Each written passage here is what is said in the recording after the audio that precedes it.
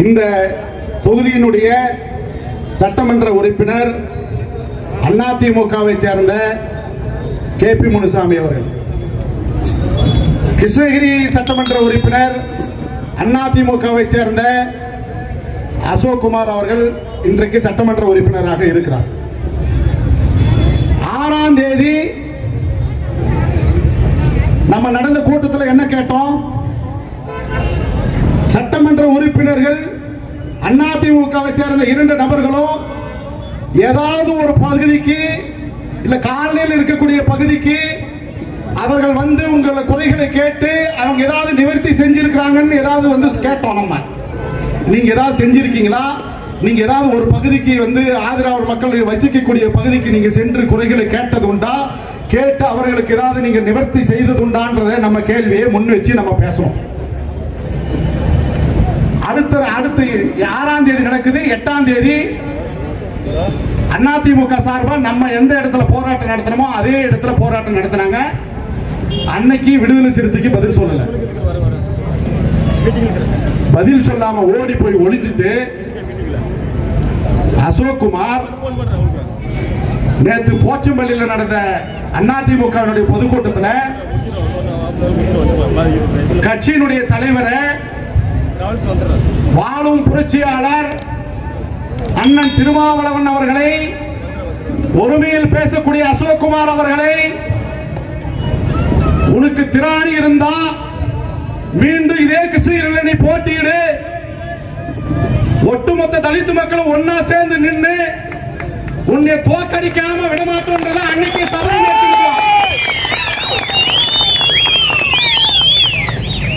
நீ ஆம்பளையா இருந்தா நான் சொல்லக்கூடாது. ஏன்னா நீ ஒரு பொம்பளை பொறுக்கி, நீ ஒரு பொம்பளை பொறுக்கி நாயே என்ன பார்த்து கேள்வி கேட்கிற. நீ புதிய தமிழன் கட்சியிலிருந்து வந்த? ஆமா வந்தேன். எங்கிருந்து வந்த? இந்த சமூகத்துக்கான கட்சி அங்க எனக்கு பிடிக்கல, நான் தலைவரை நேசிச்சேன், தலைவர் என்னை கூப்பிட்டாரு, கட்சியில சேர்த்துக்கினாரு, எனக்கு மாவட்ட செயலாளர் பொறுப்பு கொடுத்திருக்கிறார். இதுல உனக்கு என்ன நோகுது? அசோக் குமாருக்கு என்ன நோகுதுங்க? விடுதலை சிறுத்தைகள் 3500க்கு மேற்பட்ட நபர்கள் சேர்ந்தது உனக்கு வந்து பிடிக்கலையா? இல்ல உனக்கு அச்சத்தை ஏற்படுத்தியிருக்கா? உனக்கு அச்சம் ஏற்பட்ட காரணத்தினாலதான் என் மேல வன்மத்தை கக்கியிருக்கிறேன்.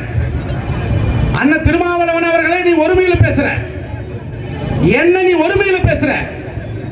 யார உனக்கு அந்த அதிகாரம் கொடுத்தது? அந்த நாய்க்கு. என்ன நீ சட்டமன்ற உறுப்பினர் இருந்தா நீ என்ன பெரிய புடிங்கியா? நீ சின்ன பையனா? நான் 48 வயசு ஆகுது எனக்கு. என்ன பார்த்தா சின்ன பையன். இவனெல்லாம் என்னை கேள்வி கேட்கிறான்.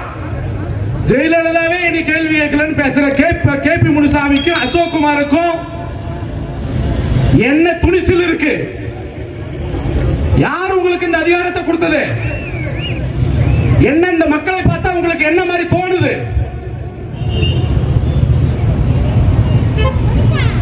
ஒருமையில பேசக்கூடிய அளவுக்கு உனக்கு யார் இந்த சக்தி?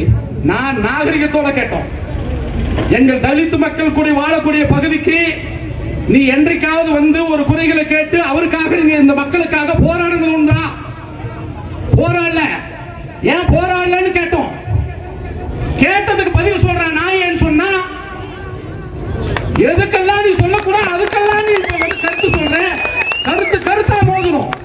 நான் கருத்தா நான் கேட்டேன், என் கருத்துக்கு நீ பதில் சொல்லு, நான் உனக்கு பதில் சொல்றேன். இன்னைக்கு எங்க வந்தது உங்களுக்கு எல்லாம் சொத்து? என்ன பார்த்து கட்ட பஞ்சாயத்துன்னு சொல்றான். நீ ஆம்பளையா இருந்தா அசோக் குமார் வந்து நிரூபிக்கிட்டோம். ஒரு இடத்துல மாதேஷ் பஞ்சாயத்து பேசுகிறான்னு சொல்லி நிரூபிச்சுதான் அந்த அரசியல் இருந்து நான் வாபஸ் வைக்கிறேன். உனக்கு திராணி வேணாம். நீ திராணி இருந்தா, நீ உண்மையான ஆம்பளையா இருந்தா, நீ கட்ட பஞ்சாயத்து பண்ற, நான் கட்ட பஞ்சாயத்து பண்றேன்னா வந்து நிரூபிடா பார்க்கலாம். யாரா கட்ட பஞ்சாயத்து பண்றது? உங்களுக்கு எல்லாம் எங்க கோடிக்கணக்கான ரூபாய் சொத்து வந்தது? யாருடைய சொத்து அது? இந்த மக்களை ஏமாத்தி இந்த மக்களுடைய வரி பணத்துல அரசு எம்எல்ஏவும் எம்பியாவும் இருந்து இந்த மக்களை ஏமாத்தி சம்பாதிச்ச பணடா உங்களுக்கு. சாதி வரி பிடிச்ச நாய் KP முனுசாமி. இரண்டாவது ராமதாஸ் KP முனுசாமி. நினைக்கிறேன். என்கிட்ட நேரா சொன்ன வார்த்தை, புரட்சியாளர் அம்பேத்கரை உங்களுக்கு எப்படியோ அதுபோல எங்களுக்கு ராமதாஸ் சொன்னவர் தான் கேபி முனுசாமி. அப்போ உன்னுடைய வன்மம் என்ன? நீ எந்த கட்சியில் இருக்கிற? நீ ஆம்பளையா இருந்தா போய் பாமக நின்று நீ கிருஷ்ணகிரி தொகுதியில வேப்பனப்பள்ளி சட்டமன்ற தொகுதியில ஜெயிக்க முடியுமா உன்னால? மக்களை ஏமாற்றி தலித் மக்கள் ஒட்டுமொத்தமா அதிமுக இருந்து வாக்களிச்சு நீ வெற்றி பெற்ற காரணத்தினால்தான் இன்னைக்கு நீ சட்டமன்ற உறுப்பினர் இருக்கிற. நான் கண்ணியத்தோட அன்னைக்கு நான் பேசினேன், நாகரிகமா நான் பேசினேன். நாகரிகமா நீ பதில் சொல்லியிருந்தா இன்னைக்கு நாகரிகமா நான் பேசியிருப்பேன். என்ன பார்த்தா சின்ன பையனை கேட்கிற அளவுக்கு உனக்கு துணிச்சல் எங்கிருந்து வந்தது? விடுதலை சிறுத்தையை பார்த்தா உனக்கு என்ன தோணுது? ஒவ்வொரு அங்கலமும் நீ வந்து நீ நகர முடியாது, ஒரு காலையும் உன்னால தாண்டி நகர முடியாது. கிருஷ்ணகிரி சட்டமன்ற தொகுதியில நீ வேணா சேலஞ்ச் பண்ணலாமா? ஒரு ஊரை நீ தாண்டிட்டா நான் பார்த்தேன், தெரு தெருவா நான் பிரச்சாரம் பண்றேன். நீ எப்படி சொத்து சேர்த்தன, எத்தனாயிரம் கோடிக்கு நீ சொத்து சேர்த்திருக்கீங்கன்றத நான் அம்பலப்படுத்துறேன். வா, உங்களுக்கு எல்லாம் யார் அந்த சொத்து சேர்த்தனது? உங்களாலதான் இன்னைக்கு கஞ்சாவோ, இன்னைக்கு அபீனோ, இன்னைக்கு எராயினோ, இன்னைக்கு கிருஷ்ணகிரி புலங்கி இருக்குதுன்னு சொன்னா அது எடப்பாடியினுடைய ஆட்சி, அது உங்களுடைய ஆட்சியில நடந்ததா? இன்னைக்கு மக்கள் சீரழிஞ்சு போய் நிக்கிறான்னா அதுக்கு காரணம் கேபி முனுசாமி, அசோக்குமாரோ, எடப்பாடி பழனிசாமி தான் காரணம். ஆட்சி நிர்வாகம் செய்ய தெரியல உங்களுக்கு. நிர்வாகம் செய்ய தெரியாம விடுதலை சிறுத்தை மேல ஒன்மத்தை கக்கற நீங்க தலைவரை வந்து ஒருமையில பேச என்ன நினைச்சிருக்கீங்க நீங்க? எப்படி வந்து நீ அசோக்குமார் கிருஷ்ணகிரிக்கு? நான் இந்த மண்ணுக்காரன்டா. நீ எங்கிருந்து வந்த? ஆம்பூர் பக்கம் இருக்கிற வாணிபாடியில இருந்து ஆலங்காயம் போற பக்கத்துல இருக்கிற நிம்மிமட்டில இருந்து வந்த அசோக்குமார். நீ இந்த மண்ணுக்கு உனக்கு என்ன சம்பந்தம் இருக்கு? குந்தாரப்பள்ளி சந்தையில நீ வந்து டிக்கெட் கிழிச்சு கொடுக்க வந்தவன். நீ எதுக்கு வந்தீங்க? என்ன நினைச்சிருக்கிற நீ? நீ டிக்கெட் கிழிச்சு கொடுக்க வந்த அசோக்குமார் வேப்பனப்பள்ளி ஒன்றிய செயலாளர் ஆகிற, கிருஷ்ணகிரி மாவட்ட செயலாளர் ஆகிற, கிருஷ்ணகிரி மாவட்டத்தினுடைய மாவட்ட சேர்மேன் ஆகிற, எம்பி ஆகிற, இன்னைக்கு எம்எல்ஏ இருக்கிற. நான் ஓட்டு போட்டுக்கிறேன் உனக்கு. இந்த சட்டமன்ற தேர்தலில் செங்குட்டு தோக்கணுன்றதுக்காக உனக்கு நான் ஓட்டு போட்டிருக்கிறேன். ஜனநாயக உரிமைப்படி உனக்கு வாக்களித்த நபர் நான். வாக்களித்த நபர்களுக்கு நீ வந்து பதில் சொல்லணும். கேள்வி கேட்டா பதில் சொல்லு. பதில் சொல்ல திராணி இல்லாத நாய் யாரை எடுத்தாலும் சரி, எந்த ஸ்டேஜ் போட்டாலும் சரி, ஒருமையிலே பேசுறது. திமுக மாவட்ட செயலாளர் பேசினா ஒருமையில பேசுறது, யார பேசினாலும் ஒருமையில பேசுறது. என்ன நீ என்ன அவ்வளவு பெரிய ஜாம்பவானா? நீ யார்? இந்த மண்ணுக்கு உனக்கு என்ன சம்பந்தம் இருக்கு?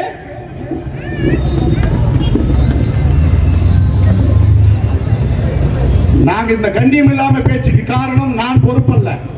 நீ என் மேல என்ன வழக்கு வேணாலும் போட்டு நான் சந்திக்க தயாரா இருக்கிறேன். சரியா? எந்த வழக்கு போட்டாலும் நான் சந்திக்க தயாரா இருக்கிறேன். அந்த நாய்க்கு கண்ணியத்தோட நடந்துக்கணும். விடுதலை சிறுத்தைகளுக்கு சூளகிரியிலிருந்து நான் வன்மையா கண்டனம் தெரிவிக்கிறேன். மீண்டும் நீங்க வந்து ஜெயிக்கவே முடியாது. அடுத்த பிரச்சாரமே தெருமுனை பிரச்சாரம். ஒவ்வொரு காலையிலும் நான் போய் நின்று உங்களுக்காக அசோக்குமார், கேபி முனுசாமியும் என்ன செஞ்சிருக்காங்கன்றதை நீங்க பதிவு பண்ணணும். நீங்க என்ன செஞ்சுன்னு உங்களால சொல்ல முடியல. ஏன்னா நீங்க எதுவுமே செய்யல. ஏன்னா நீ காலனிக்குள்ளேயே போகல. ஒரு காலனிக்குள்ளேயும் போய் மக்களுடைய பிரச்சனையை குறைகளை கேட்கல. ஓட்டு கேட்க மட்டுமே வந்த அசோக்குமார். நேற்று சொல்றான் அசோக்குமார் சி.வி. ராஜேந்திரன் பருகூர் தொகுதியை சேர்ந்தவர். அருமை அண்ணன் ஜெயபாலன் ஒரு ஒன்றிய செயலாளர். இந்த நாய் சொல்லுது, நான் சிவிஆர் ஜெயபாலன் நாங்கெல்லாம் போய் பார்த்துக்கிறோம். யாரோட பார்த்த? நீ எந்த காலனிக்கு போன? எந்த காலனுடைய பிரச்சனையை தீர்த்திருக்கிற? இன்னைக்கு கூட வந்து பீர்ச்சி பள்ளியில 27 பேருக்கு பழங்குடியின மக்களுக்கு விடுதலை சிறுத்தைகள் போராடிதான் பட்டா வாங்கி கொடுத்திருக்கோம். நீ என்ன புடுங்கன்னு சொல்ற நாயே? என்ன நீ வந்து சும்மா சவடால் பேசிக்கிற? கிருஷ்ணகிரியில போட்டா மதியலனை திட்டுறது, திமுகவை திட்டுறது, பேசுறதெல்லாம் ஒருமையிலே பேசுறது. யாரை பார்த்து பேசுற? விடுதலை சிறுத்தைகள் ஒருபோதும் அஞ்ச மாட்டோம். அஞ்சி பயந்து ஓடக்கூடியவர்கள் நாங்கள் அல்ல. வீறு கொண்டு மீண்டும் எழுந்து வருவோம். உங்களுக்கு அச்சம் ஏற்படக்கூடிய அளவுக்கு அந்த போராட்டம் நடைபெற்றிருக்கிறது. நீ இந்த போராட்டம் நடத்தப்பட்டது எங்களுடைய சட்டமன்ற உறுப்பினர் ஆலூர் ஷானவாஸ் அவர்கள் உடனடியாக போய் தலைமை நிலைய செயலாளரை சந்தித்து அந்த நோட்டீஸவே கொடுத்து கோரிக்கையா முன்னிச்சார். நீங்க என்ன செஞ்சிருக்கீங்க? நீங்க எல்லாம் என்ன புடனடிங்க சொல்றா? நாங்க இந்த மக்களுக்காக, இந்த மண்ணுக்காகவும், இவங்க 2 சென்ட் இடத்துக்காகவும், செத்தா புதைக்கிறதுக்கு சுடுகாட்டுக்காகவும், அதை எடுத்துன்னு போறதுக்கு பாதை இல்லைன்றதுக்காகவும் நாங்க போராடி இருக்கிறோம். யாரோ அவன் யாருன்னு தெரியல, விடுதலை சிறுத்தை மாவட்ட செயலாளர் அந்த பையன் ஏதோ பேசுறான் அப்படின்னு பேசுறான். நேற்று நீ என்ன சட்டமன்ற உறுப்பினர் இருக்கிற, நாடாளுமன்ற உறுப்பினர், இந்த கண்ணியமிக்க பேச்சு பேச முடியாது அவனால. நாங்க ஸ்டேஜுக்கு வர வரைக்கும் கண்ணியத்தோட பேசணும்னு தான் நினைச்சேன். அவ்வளவு வைத்தறிச்சலோட பேசியிருக்கிறான் அசோக்குமார். அதை கேபி முனுசாமி கிட்ட பர்மிஷன் வாங்கிட்டு பேசலாம். கேபி முனுசாமிக்கு ஒரு அடிமையவன் இன்னைக்கு கை கட்டி நிக்கிறான். கேபி முனுசாமிக்கு முன்னாடி அவன் சேர்ல உட்கார்றது இல்ல. நீ இன்னொரு வடிவேல்றா,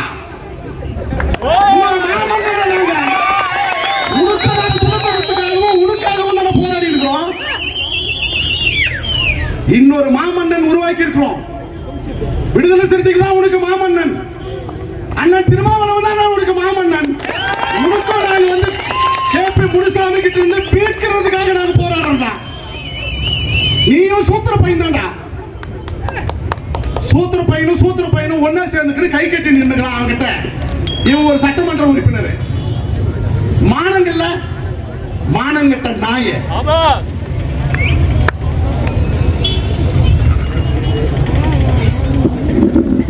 வீரியத்தோட நிக்கிறோம். டயர் நக்கி பையன் ஜெயலலிதா கிட்ட போய் டயர் நக்கிட்டு இருந்த பையன். இந்த கேபி முனுசாமி யாரு? ஜெயலலிதா கிட்ட டயரை போய் கும்பிட்டு இருந்த நாய்.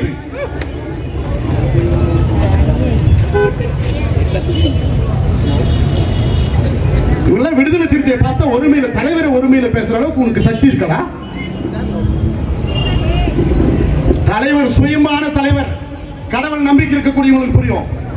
சுயமா எழுந்து வந்த தலைவர், யாருடைய பின்புலத்திலும் இல்லாத ஒரு தலைவன். 35 ஆண்டு காலத்துக்கு உழைத்து இந்த கட்சிக்காக அங்கீகாரத்தை பெற்றுக் கொடுத்த தலைவன். இந்த சமுதாயத்துக்கு அங்கீகாரத்தை பெற்றுக் கொடுத்த தலைவன். எங்கெங்க கிறிஸ்து இருக்குது உனது, எங்கெங்க கல்கோ இருக்குது கேபி முனுசாமி, யார் பினாமி இருக்குதுன்றத நான் பத்திரிகையாளர் சந்தித்து சொல்ல போறேன். உனக்கெல்லாம் எப்படி இந்த சொத்து வந்தது? ஆயிரக்கணக்கான கோடிக்கு நீ எப்படி சொந்தக்காரனா மாறின? என்ன நீ என்ன பரம்பரை பணக்காரனா? நீ எங்க வந்தது உனக்கு பணம்? இத்தனாயிரம் கோடியே எங்களுடைய வரி பணத்தை எங்களை ஏமாத்தி நீ சொத்து சேர்த்து சம்பாதிச்சுட்டு எங்க மக்களையே இழிவா பேசக்கூடிய நிலைக்கு, தரந்தாழ்ந்து பேசக்கூடிய நிலைக்கு போயிருக்கிற. இது சாதாரண உழைப்பல்ல. எழுச்சி தமிழர் 35 ஆண்டு காலம் உழைப்புக்கு கிடைத்த வெற்றி தான் இந்த தேர்தல் அங்கீகாரம். அவருக்கு சோழகிரி நகரில் இருந்து கிருஷ்ணகிரி மைய மாவட்டத்தின் சார்பில் கோடான கோடி நன்றியை தெரிவித்துக்கிறோம். இது ஒரு சாதாரண வெற்றி அல்ல. இன்னைக்கு நடிகர் விஜய் வந்திருக்கிறாரு. இன்னைக்கு நடிகர் விஜய் வந்த உடனே ஒட்டுமொத்த பத்திரிகையாளரும் ஒட்டுமொத்த போக்கஸும் விஜய் மேல இருக்கு. வீட்டில இருந்து வெளியே வந்தா அப்படியே லைவா டெலிகாஸ்ட் பண்றோம். என்ன அவர் இந்த மக்களுக்காக யாருக்காவது போராடி இருக்கிறாரா? யாருக்காவது வீட்டு மனை இல்லைன்னு போராடி இருக்கிறாரா? ஈழத்தமிழருக்காக போராடி இருக்கிறாரா? யாருக்கு அவர் போராடினாரு? மீனவருக்காக போராடி இருக்கிறாரா? யாருக்காகவும் போராடாத ஒரு விஜய் பத்திரிகையாளர்கள் இவ்வளவு பெரிய ஒரு போக்கஸ் கொடுத்து என்ன ஜெயிச்சிட முடியுமா? பிரசாந்த் கிஷோர் வந்தாலும், ஆதவ் அர்ஜுன் வந்தாலும் விடுதலை சிறுத்தைகளால் இருக்கக்கூடிய கூட்டணியை வெல்ல முடியுமா? வெள்ள சக்தி இருக்கா? யாரோ ஒருத்தன் வந்து புதுசா ஒரு ஆள் வந்துட்டா உடனே பெரிய போக்கஸ் பண்ணி நடிகர்ன்ற போர்வையே பத்திரிகையாளர் போக்கஸ் பண்றீங்க. 2 நாளைக்கு முன்னாடி விடுதலை எங்களுடைய எழுச்சி தமிழர் தலைவர் திருமாவளவன் வந்திருந்தாரு. அரூர்ல இருந்து ஆயிரக்கணக்கான மக்கள் கடல்ல நீந்தி வந்தாரு. திருவண்ணாமலை செங்கத்திலிருந்து கம்பைநல்லூர் வந்து சேர்றதுக்கு 4 மணி நேரம் ஆச்சு. கார்ல வந்த 1 மணி நேரம் வந்துட முடியும். வந்தா 4 மணி நேரம் மக்கள் வெள்ளத்தில் வந்த தலைவர் எழுச்சி தமிழர். என்ன நீ சாதாரணமா கணக்கு போட்டிருக்காதீங்க. அதிமுகவுக்கும் விஜய்க்கும் சேர்த்து நாங்க பதில் சொல்றோம். நீ வேணும்னா அதிமுகவில் இருந்து பாமகவில் போய் சேர்ந்துக்க. சேர்ந்து அவங்க கொடியை வெட்டுற மாதிரி நீயும் போய் அதே வேலை செய்ய. நாங்க அதையும் எதிர்கொள்ள தயாரா தான் இருக்கோம். கொடியை வெட்டிட்டா எல்லாமே நடந்துற. தேர்தல் களத்தில் நாங்கள் தான் முடிவெடுக்கக்கூடியவர்கள். விடுதலை சிறுத்தைகள் தான் தீர்மானிக்கக்கூடிய சக்தி தமிழ்நாட்டில். அண்ணன் எழுச்சி தமிழர் தான் தீர்மானிக்கக்கூடிய சக்தி. எழுச்சி தமிழர் யாரு எந்த கூட்டணியில் இருக்கிறாரோ அந்த கூட்டணியில் தான் வெற்றி பெறும்.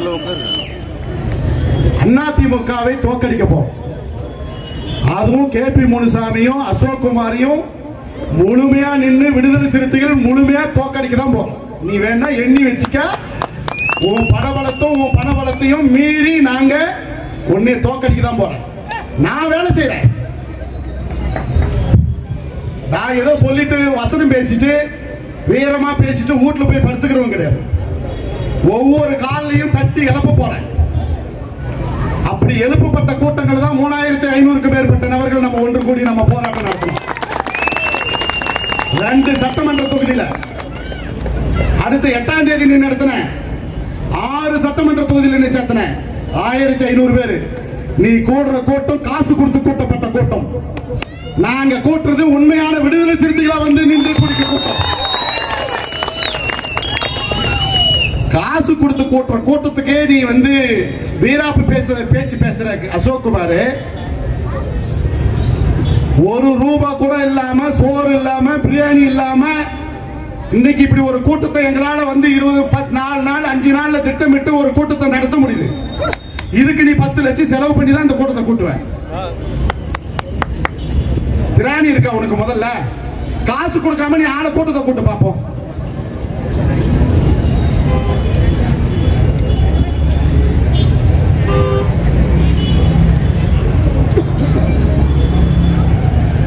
KP முனுசாமிக்கும் அசோக்குமாருக்கும் எச்சரிக்கை விடுக்கிறோம். தலைவரை எழுச்சி தமிழரை ஒருமையில் பேசியதற்கு மன்னிப்பு கேட்கணும். அசோக்குமார் மன்னிப்பு கேட்க வைப்போம். கேட்க வைக்க முடியுமா? இப்படி கேட்டதுக்கு தான் சொல்றான் அசோக்குமார்.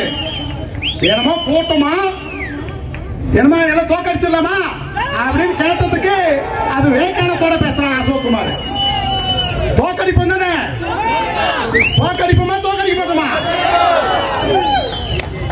அதிமுக வெற்றி வாய்ப்பும் ஏற்படுத்தி கொடுக்கிறதே வந்து தலித் மக்கள் தான். நம்ம தான் ஓட்டு போட்டோம். அதிமுக எம்ஜிஆருடைய விசுவாசி. என்ன வந்து புதிய தமிழன் கட்சியிலிருந்து விடுதலை சிறுத்தைக்கு வந்து சொன்ன அசோக்குமாருக்கு நான் சொல்றேன், எம்ஜிஆர் எங்கிருந்து வந்தாரு? திமுகவில் இருந்து வந்தவர் தான் எம்ஜிஆர். அவர் என்ன சுயமா வந்தாரா? அவர் ஒரு நடிகர். திமுகவில் இருந்து பிரிஞ்சு வந்து அதிமுக ஆரம்பிச்சாரு. ஒரு கரிஸ்மாட்டிக் பிகர், ஜெயிச்சாரு, ஆட்சியை பிடிச்சாரு. அது திமுகவுக்கு அதிமுகவுக்குள்ள விஷயம். நாங்க அப்படி வரல. எழுச்சி தமிழரால் உங்களை வந்து பேசப்பட்டு அறிவு சார்ந்த மக்களாக புரட்சியாளர் அம்பேத்கர் வழியில் உங்களை எல்லாம் தட்டி எழுப்பப்பட்ட காரணத்தினாலதான் இன்னைக்கு 500க்கும் மேற்பட்ட 600-700 பேருக்கு மேல வந்து கூடி நம்ம உட்கார்ந்து பேசிட்டு இருக்கோம். யாருக்கும் காசு கொடுத்து கூட்டமா அங்க கூட்டம்? யாராவது காசு வாங்கி வந்திருக்கீங்களா? காசு இல்லாத வந்த கூட்டம். இதை நீங்க முதல்ல புரிஞ்சுக்கணும் அசோக்குமார். எனக்கு நீ பதில் சொல்லு. நீ சொல்லு. அடுத்த நாள் அதே இடத்துல நான் ஸ்டேஜ் போட்டு உனக்கு பதில் சொல்றேன். நீ எங்க நடமாடுறன்னு நான் பாக்குறேன். எந்த காலனி தாண்டி போய் எந்த காலனிக்குள்ள நீ நுழைஞ்சு ஓட்டு கேட்கறன்னு நான் பார்க்க போறேன். தேர்தல் இன்னும் 10 மாசத்துல வரப்போகுது. நீ சீட்டு வாங்கினு வா, பாப்போம். நீங்க தயவு பண்ணி புரிஞ்சுக்கணும். என்ன இந்த மாதிரி ஒருமையில பேசிட்டாங்களே, நீங்க யாரும் வருத்தப்படக்கூடாது. நேற்று புண்படக்கூடிய அளவுல தலைவரையும் ஒருமையில பேசக்கூடிய ஒரு சூழல் ஏற்பட்ட காரணத்தினால தான் இன்னைக்கு பேசியிருக்கிறேன். அதுக்காக நான் உங்களிடம் வருத்தம் தெரிவிச்சுக்கிறேன். இந்த பொதுக்கூட்டத்தை தலைமை உரையேற்று பேச வாய்ப்பளிப்பமைக்கு நன்றி கூறி விடைபெறுகிறேன். நன்றி, வணக்கம்.